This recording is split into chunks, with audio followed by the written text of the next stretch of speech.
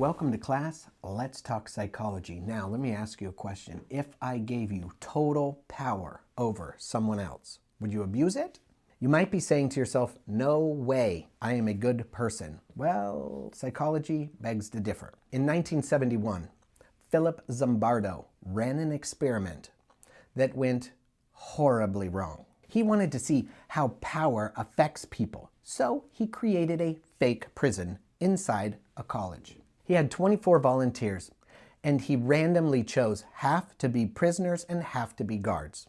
Guards were simply told, keep the order, but no physical harm. The prisoners were stripped, locked up, and given numbers.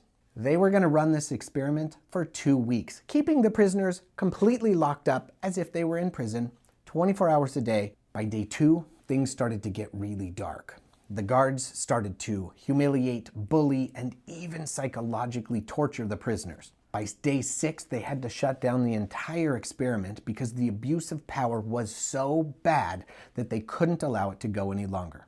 And here's why. Power makes us feel untouchable. Not to mention that rules get blurred when you see everyone else doing it. And then here's the real kicker. And that is that when you're in uniform, you stop feeling like you, and instead you start feeling like an operator who mechanically does what he's told. Here's the scariest part. This isn't just an old thing that happened once.